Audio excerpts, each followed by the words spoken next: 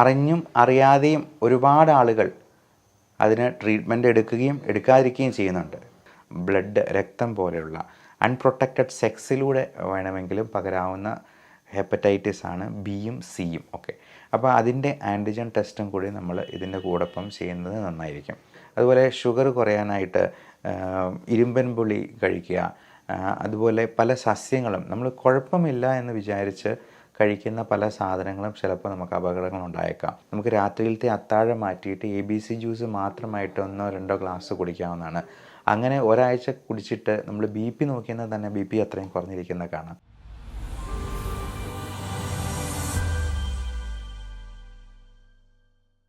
കരൾ രോഗം ഒരു നിശബ്ദ കൊലയാളിയാണ്. നമുക്കിവിടെ ഈയിടെയായി കുറേ സെലിബ്രിറ്റീസിൻ്റെ ജീവൻ കരൾ രോഗം മൂലം നഷ്ടപ്പെടുകയുണ്ടായി. അപ്പോൾ നമുക്ക് എല്ലാവർക്കും ഉണ്ടായിട്ടുള്ളൊരു സംശയമാണ്, ഇനി എനിക്കെങ്ങാനും കരൾ രോഗമുണ്ടോ?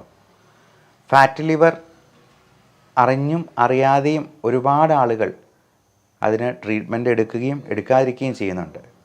കുറഞ്ഞ പക്ഷം നമുക്ക് നമ്മുടെ ജീവിതശൈലി ക്രമീകരണത്തിലൂടെയെങ്കിലും ഈ ഫാറ്റി ലിവർ അത് സിറോസിസിലോട്ട് പോകാതെ പിടിച്ചു നിർത്താൻ പറ്റും. അതിനാദ്യമേ ഇതിൻ്റെ ലക്ഷണങ്ങൾ എന്തൊക്കെയാണ് എന്നുള്ളത് അറിയണം. ഈ ലക്ഷണങ്ങൾ അറിഞ്ഞെന്നാൽ നമ്മൾ ചെയ്യേണ്ട ടെസ്റ്റുകൾ എന്തൊക്കെയാണെന്നറിയണം.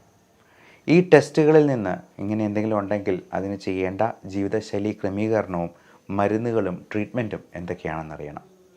നമസ്കാരം, ഞാൻ doctor Bibin Jose, pulmo medical centre, Pala, Kanjirappally and Sultan Bathery. കരൾ രോഗത്തിൽ നമുക്ക് ഉണ്ടാകുന്ന ലക്ഷണങ്ങളെ ആദ്യമേ പരിചയപ്പെടാം. ഏറ്റവും കോമൺ ആയിട്ട് കാണുന്നത് സെൻട്രൽ ഒബീസിറ്റി എന്ന് പറയുന്ന വയറിൻ്റെ ഭാഗത്ത് കൊഴുപ്പ് കൂടുതൽ അടങ്ങിയിട്ടുള്ളൊരു സംഗതിയാണ്. അതോടൊപ്പം തന്നെ കൈകാലുകൾ ശോഷിച്ചു പോവുക, മസിൽ വേസ്റ്റേജ് ഉണ്ടാകുക. ഈ വേസ്റ്റേജ് എന്ന് പറഞ്ഞാൽ നമുക്ക് ശോഷിച്ച് നിൽക്കുന്ന കൈകാലുകൾ, നല്ല വീർത്തുള്ള വയറ്, ചില പുരുഷന്മാർക്കൊക്കെ ആണെങ്കിൽ സ്തനങ്ങൾ ഉണ്ടാകുന്നത് പോലെ, അല്ലെങ്കിൽ മെയിൽ ബ്രസ്റ്റ് എന്ന് പറയുന്ന സംഗതി കുറച്ച് കൂടുതലായിട്ടുണ്ടാവുക. അതേപോലെ കഴുത്തിന് ചുറ്റും ചെറിയ കരിവാളിപ്പ് നിറം ഉണ്ടാവുക. അത് കൊച്ചു കുട്ടികൾക്ക് പോലും ഫാറ്റി ലിവർ ഉണ്ടെന്നുള്ളതാണ് നമ്മളെ ഞെട്ടിപ്പിക്കുന്ന ഒരു വസ്തുത. 4 വയസ്സുള്ള ഒരു കുട്ടിക്ക് ഗ്രേഡ് 3 ഫാറ്റി ലിവർ നമ്മൾ അൾട്രാസൗണ്ട് ചെയ്തപ്പോൾ ഞാൻ കണ്ടിട്ടുണ്ട്. അപ്പോൾ വണ്ണം വെച്ച് വരുന്ന പ്രവണത അത് ഈ ഫാസ്റ്റ് ഫുഡ് സംസ്കാരം കൊണ്ടും നമ്മൾ ഒത്തിരി മധുരം, കാർബോഹൈഡ്രേറ്റൊക്കെ കഴിക്കുന്നത് കൊണ്ടും, ചെറിയ രീതിയിലാണെങ്കിൽ പോലും മദ്യം കഴിക്കുന്നതും ഒക്കെ വളരെയധികം നമ്മുടെ കരളിനെ ദോഷം ചെയ്യുന്നുണ്ട്. നമ്മൾ വിചാരിക്കും നമുക്ക് വലിയ വണ്ണമൊന്നുമില്ല, നമ്മൾ വലുതായിട്ടൊന്നും മദ്യം കഴിക്കുന്നില്ല എന്ന്. പക്ഷേ മദ്യം ഈ ഫാറ്റി ലിവർ ഉള്ളവർ ഒരല്പം കഴിച്ചെന്നാൽ പോലും നമ്മൾ 4-5 പാരസ്റ്റമോൾ ഗുളിക എടുത്ത് വിഴുങ്ങുന്നത് പോലെ വേണം അതിനെ കണക്കാക്കാൻ എന്നുള്ളതാണ് സത്യം. അതുകൊണ്ട് മദ്യം അത് റമ്മായാലും ബിയർ ആണെങ്കിലും വോഡ്ക ആണെങ്കിലും ഒക്കെ പാവം ലിവറിന് അറിയില്ല മദ്യം ഏത് ബ്രാൻഡാണെന്നുള്ളത്. എത്ര അളവിൽ ആൽക്കഹോൾ ഉള്ളിൽ ചെല്ലുന്നു എന്നുള്ളതനുസരിച്ച് അതിൻ്റെ ദോഷവശങ്ങൾ അല്പസ്വല്പമൊക്കെ മാറിയിരിക്കുമെങ്കിലും നമ്മുടെ കിക്ക് കിട്ടാൻ വേണ്ടി കഴിക്കുന്നതായതുകൊണ്ട് ഇതിൽ ഉള്ളിൽ ചെല്ലുന്ന ആൽക്കഹോളിൻ്റെ അളവ് ഏകദേശമൊക്കെ തുല്യമായിരിക്കും എന്നുള്ളതാണ്. അതുപോലെ ബിഞ്ച് ഡ്രിങ്കിങ്, നിൽപ്പനടി എന്ന് പറയുന്ന ഒരു സംഗതിയുണ്ട്. ഒറ്റ നിപ്പി തന്നെ ചിലപ്പോൾ 2-3 ലാർജ് വിഴുങ്ങിയിട്ട് പോകുന്നവരുണ്ട്. അപ്പോൾ അങ്ങനെയുള്ളവർക്ക് ലിവറിനെ ഭയങ്കരമായിട്ട് അത് ബാധിക്കും എന്നുള്ളത് പ്രത്യേകം ഓർക്കുക. മദ്യം തൊടാതിരിക്കുകയാണ് ഏറ്റവും നല്ലത്. അതേപോലെ തന്നെ ഒത്തിരി മധുരം അടങ്ങിയിട്ടുള്ള പഴങ്ങളും ഈ പറഞ്ഞ പോലെ പ്രശ്നം ഉണ്ടാക്കാം. നമ്മൾ വിചാരിക്കും പഴങ്ങളെല്ലാം നല്ലതാണല്ലോ, ഒത്തിരി നല്ലതാണ് എന്ന് പറഞ്ഞ് ഒരുപാട് കഴിക്കാനായിട്ടുള്ള സാധ്യതയുണ്ട്. എന്നാൽ ഒരുപാട് മധുരം അടങ്ങിയിട്ടുള്ള, പ്രത്യേകിച്ചും മാങ്ങാപ്പഴം പോലുള്ള, ചിക്കു പോലെയുള്ള നല്ല ഫ്രക്ടോസ് കണ്ടൻ്റുള്ള പഴങ്ങൾ ഒഴിവാക്കുകയാണ് നല്ലത്. എന്നാൽ അത്ര മധുരമില്ലാത്ത ഏറ്റവും നല്ലത് പേരയ്ക്ക പോലുള്ള ഫ്രൂട്ട്സാണ്. പേരയ്ക്കയിൽ നല്ല വൈറ്റമിൻ സി കണ്ടൻ്റ് ഉണ്ട് എന്നുള്ളത് കൊണ്ട് അത് നല്ലതാണ്. ഇനി ലക്ഷണങ്ങളിലേക്ക് നമുക്ക് ബാക്കി ലക്ഷണങ്ങളും കൂടി ഒന്ന് അവലോകനം ചെയ്യാം.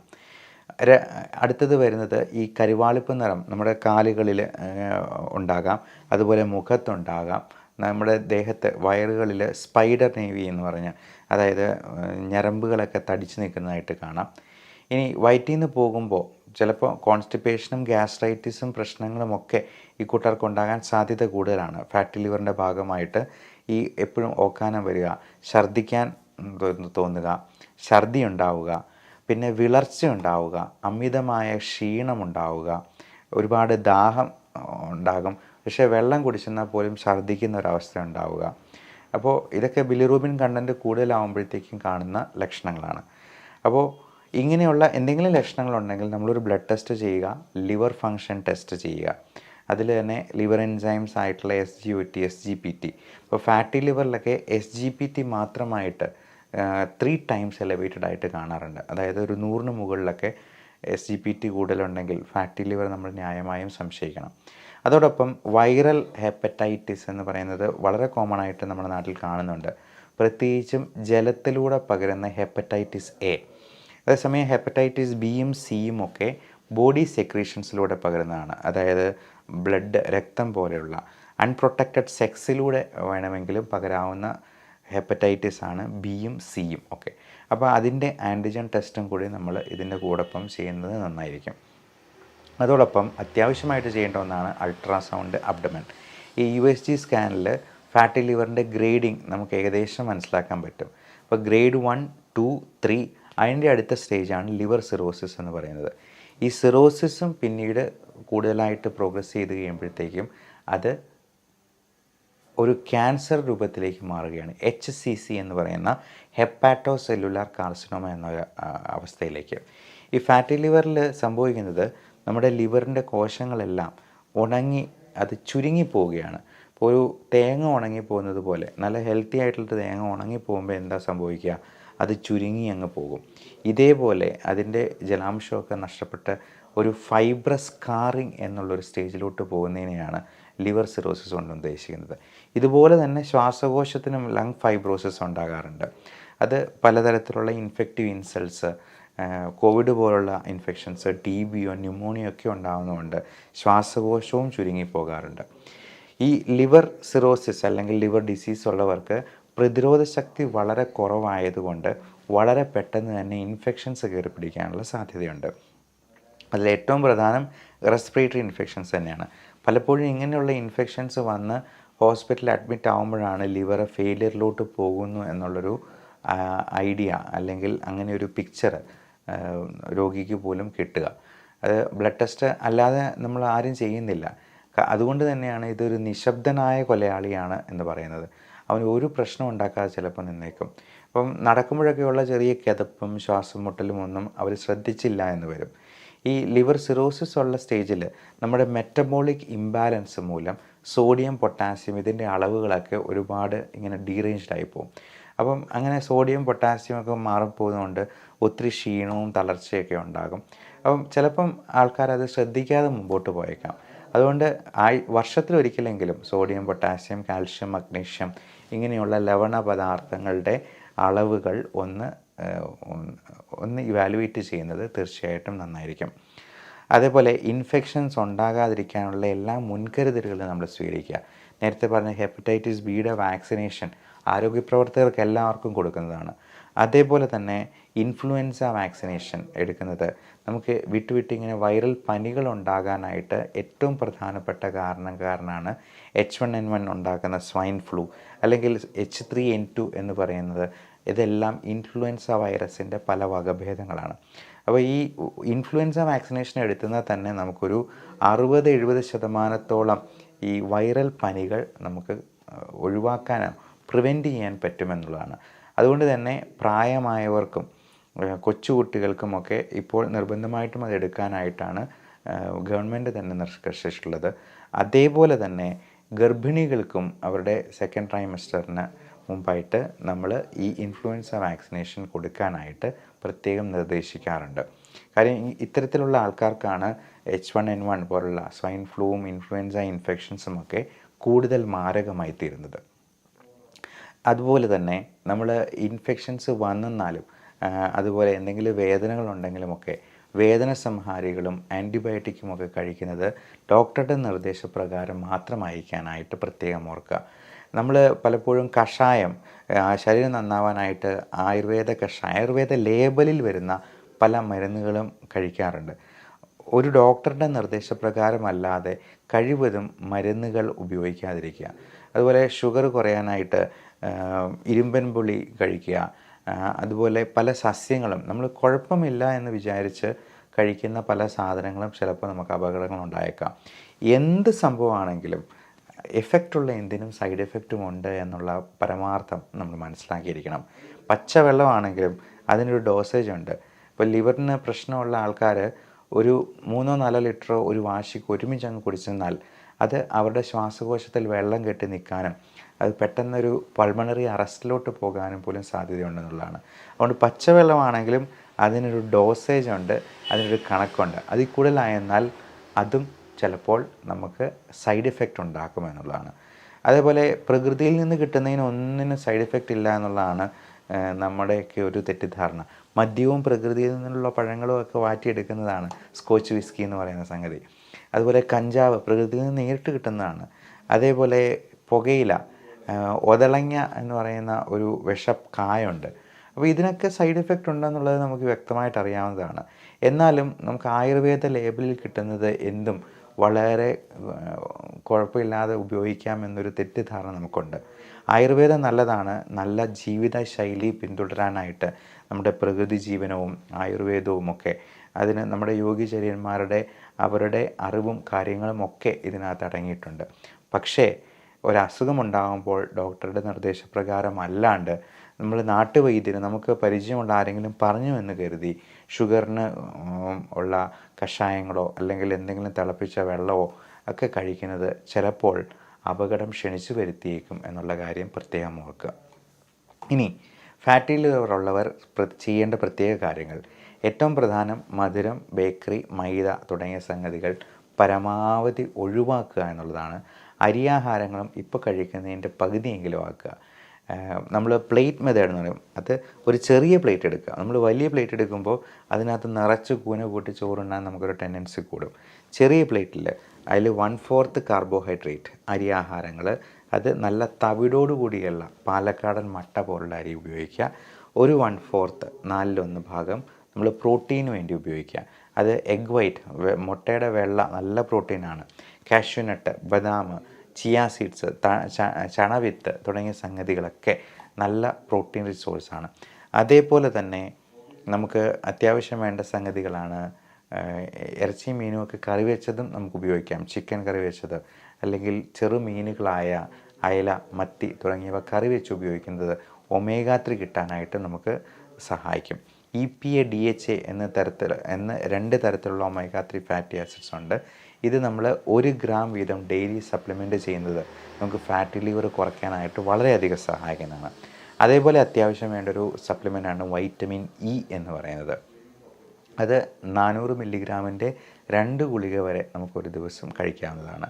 അതോടൊപ്പം വൈറ്റമിൻ D3 ഡെഫിഷ്യൻസി ഉണ്ടെങ്കിൽ വൈറ്റമിൻ D3യും കൂടി സപ്ലിമെൻറ്റ് ചെയ്യണം. വെയിറ്റ് കുറയ്ക്കാനായിട്ടുള്ള എല്ലാ മാർഗ്ഗങ്ങളും സ്വീകരിക്കുക. നമുക്ക് ഇരുന്നു കൊണ്ട് ചെയ്യാവുന്ന സോളിയസ് മസിൽ പുഷപ്പ് എന്ന് പറയുന്ന എക്സസൈസുകൾ പോലും ഉണ്ട്. നമ്മുടെ കാൽപാദങ്ങളിലൂന്നി നമ്മുടെ വിരലുകളിലൂന്നി പതുക്കെ കാല് പൊക്കുകയും താഴ്ത്തുകയും ചെയ്യുന്നതാണ്. നമ്മൾ നിന്നുകൊണ്ട് തന്നെ ഒരു 50 പ്രാവശ്യം അത് ചെയ്ത് നോക്കിയേ, ഒരു 30 കഴിയുമ്പോഴത്തേക്കും തന്നെ നമ്മുടെ കാല് നല്ല ടൈറ്റാകുമെന്ന് നമുക്കറിയാം. അതുവഴി തന്നെ 50 mg/dL ബ്ലഡ് ഗ്ലൂക്കോസ് നമുക്ക് കുറയ്ക്കാമെന്നുള്ളതാണ് പഠനങ്ങൾ കാണിക്കുന്നത്. അപ്പോൾ മനസ്സ് വെച്ചെന്നാൽ നമുക്ക് ഏത് രീതിയിൽ വേണമെങ്കിലും എക്സസൈസ് ചെയ്യാം.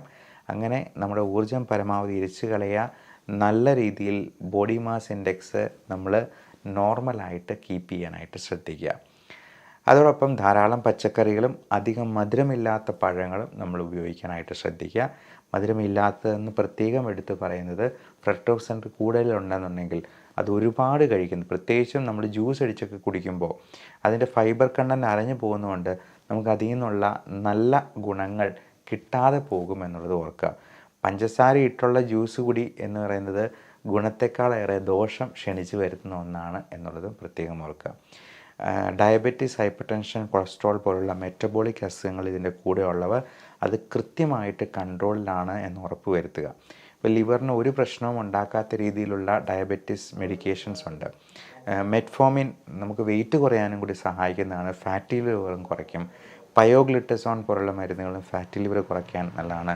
സെറോഗ്ലിറ്റസോർ പോലുള്ള മരുന്നുകൾ ഡയബറ്റീസിന് കൊടുക്കുന്നതാണെങ്കിലും പലപ്പോഴും ലിവറിന് വേണ്ടിയും ഇത് കൊടുക്കാറുണ്ട്. അതുപോലെ ഗ്ലൂട്ടാത്തയോൺ എന്ന് പറയുന്നത് നമുക്ക് മുഖം വെളുക്കാനും കൂടി സഹായിക്കുന്ന ഒന്നാണ്. ഗ്ലൂട്ടാത്തയോണിൻ്റെയൊക്കെ പൗഡറായിട്ട് സാഷെ ഫോമിൽ നമുക്കത് കിട്ടും. ഈ സാഷെ നമുക്ക് വെള്ളത്തിൽ അരിയിച്ച് അത് പല ഫ്ലേവറുകളുണ്ട്, സ്ട്രോബെറി ഫ്ലേവറിലൊക്കെ ഉള്ള. ഞാൻ കൊളാജനും ഗ്ലൂട്ടാത്തയോൺ സാഷെ എല്ലാ ദിവസവും ഒരു ഗ്ലാസ് കുടിക്കാനായിട്ട് ശ്രദ്ധിക്കാറുണ്ട്. അത് നമുക്ക് മുഖത്തിനും നല്ല കാന്തിയും നിറവും തരുമെന്ന് മാത്രമല്ല, വെയിറ്റ് കുറയ്ക്കാനായിട്ട്, ഫാറ്റി ലിവർ കുറയ്ക്കാനായിട്ട് ഹെൽപ്ഫുള്ളാണ് എന്നുള്ളതാണ് അതിൽ ഏറ്റവും ശ്രദ്ധിക്കാനുള്ളത്. അതുപോലെ vitamin C, B complex, zinc, copper, മഗ്നീഷ്യം, സെലേനിയം തുടങ്ങിയ മിനറൽസും നമ്മൾ ഇതിനോടൊപ്പം തന്നെ സപ്ലിമെൻറ്റ് ചെയ്യണം. ലൈക്കോപ്പീൻ അടങ്ങിയിട്ടുള്ള ബ്രൈറ്റ് റെഡ് കളേർഡ് ഫ്രൂട്ട്സ്, അത് ടൊമാറ്റോ, ആപ്പിൾ, പോംഗ്രനേറ്റ് തുടങ്ങിയ നല്ല കളറുള്ള ക്യാരറ്റ്, ഇതും ABC ജ്യൂസ് എന്ന് പറയുന്നുണ്ട്. ആപ്പിൾ, ബീട്രൂട്ട്, ക്യാരറ്റ് നമുക്ക് രാത്രിയിലത്തെ അത്താഴം മാറ്റിയിട്ട് ABC ജ്യൂസ് മാത്രമായിട്ട് 1-2 ഗ്ലാസ് കുടിക്കാവുന്നതാണ്. അങ്ങനെ ഒരാഴ്ച കുടിച്ചിട്ട് നമ്മൾ BP നോക്കിയാൽ തന്നെ BP അത്രയും കുറഞ്ഞിരിക്കുന്നത് കാണാം. മാത്രമല്ല ഫാറ്റി ലിവറൊക്കെ കുറയ്ക്കാൻ ഏറ്റവും അത്യുത്തമമായിട്ടുള്ള ഒന്നാണ് ABC ജ്യൂസ്. ഞാൻ അതും ഡെയിലി 1 ഗ്ലാസ് എങ്കിലും കുടിക്കാനായിട്ട് ശ്രദ്ധിക്കാറുണ്ട്. അതുപോലെ ആൻറ്റി ഇൻഫ്ലമേറ്ററി പ്രോപ്പർട്ടീസ് ഒരുപാടുള്ള ഒരു സംഗതിയാണ് കുർക്കുമിൻ, മഞ്ഞൾ. അത് കുർക്കുമിൻ കോഫി ആയിട്ട് ഇപ്പോൾ കിട്ടും, കുർഫി എന്ന ചുരുക്കപ്പേരിൽ. അതും ഡെയിലി 2 കപ്പ്. നമ്മൾ സാധാരണ കാപ്പി കുടിക്കുന്നതിനേക്കാൾ നല്ലതാണ് കുർഫി ആയിട്ട് കുടിക്കുന്നത്. അത് തേങ്ങാപ്പാലിൻ്റെ എസൻസോട് കൂടിയാണ്. നമ്മൾ പാല് ഒരു നല്ല ആഹാരമല്ല, പക്ഷേ പകരം നമുക്ക് തേങ്ങാപ്പാൽ കറികളിലാണെങ്കിലും കാപ്പിയിലാണെങ്കിലും വേണമെങ്കിൽ നമുക്ക് ഉപയോഗിക്കാവുന്നതാണ്. ഈ കോക്കനട്ട് എന്ന് പറയുന്നത് നമുക്ക് അതിലധികം കാർബോഹൈഡ്രേറ്റ്സ് ഇല്ല. അതിൽ നിന്നുള്ള കാലറി എന്ന് പറയുന്നത് ഗ്ലൂക്കോസായിട്ട് ഡയറക്റ്റ് കയറില്ല എന്നുള്ളത് കൊണ്ട് കോക്കനട്ടും നല്ലൊരു സംഗതിയാണ്. ഇനി വെർജിൻ കോക്കനട്ട് ഓയിൽ നമുക്ക് നല്ല ആൻറ്റി ഓക്സിഡൻസ് തരുന്നൊരു സപ്ലിമെൻ്റാണ്. അതുപോലെ നമ്മുടെ മുൻപിൽ വെച്ച് തന്നെ ഉണ്ടാക്കുന്ന വെളിച്ചെണ്ണ ഉപയോഗിക്കുന്നതാണ് ഏറ്റവും നല്ലത്. നമ്മൾ വിപണിയിൽ നിന്ന് വാങ്ങുന്ന സൺഫ്ലവർ ഓയിലൊന്നും അതിനകത്ത് സൺഫ്ലവറുമായിട്ട് യാതൊരു പുലബന്ധം പോലും ഇല്ല എന്നുള്ളതായിരിക്കും ചിലപ്പോൾ സത്യം. അപ്പോൾ ഇതിൻ്റെ കാര്യങ്ങൾ, ഇത് ഉണ്ടാക്കുന്ന കാര്യങ്ങൾ കൂടി നമുക്ക് ശ്രദ്ധിക്കാൻ പറ്റിയെന്നാൽ ആ എണ്ണയാണ് നമുക്ക് ഏറ്റവും നല്ലത്. അതുപോലെ ഒലിവ് ഓയിലാണെങ്കിലും ഹെൽത്തി ആയിട്ടുള്ളൊരു ഓയിലാണ്. ഇതിൻ്റെയൊക്കെ പ്യൂരിറ്റി നമ്മൾ ഉറപ്പ് വരുത്തേണ്ടതുണ്ട്.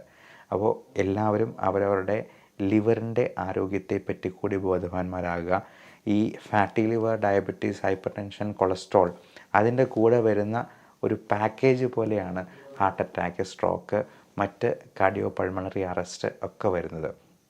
അപ്പോൾ എന്തെങ്കിലും ഒരു ഇൻഫെക്ഷൻസ് വരുമ്പോൾ മാത്രമായിരിക്കും നമ്മൾ ഞെട്ടലോടെ തിരിച്ചറിയുക നമ്മുടെ ആന്തരിക അവയവങ്ങൾ പലതും വർക്കിംഗ് കണ്ടീഷനിലായിരുന്നില്ല എന്നുള്ളത്. അങ്ങനെ ഒരു സ്ഥിതി വരാതിരിക്കട്ടെ. എല്ലാവർക്കും നല്ല ആയുസ്സും ആരോഗ്യവും ഉണ്ടാകട്ടെ എന്ന് പ്രാർത്ഥിച്ചുകൊണ്ട് love and regards, doctor Bipin Jose, pulmo medical centre, Pala, Kanjirappally and Sultan Bathery.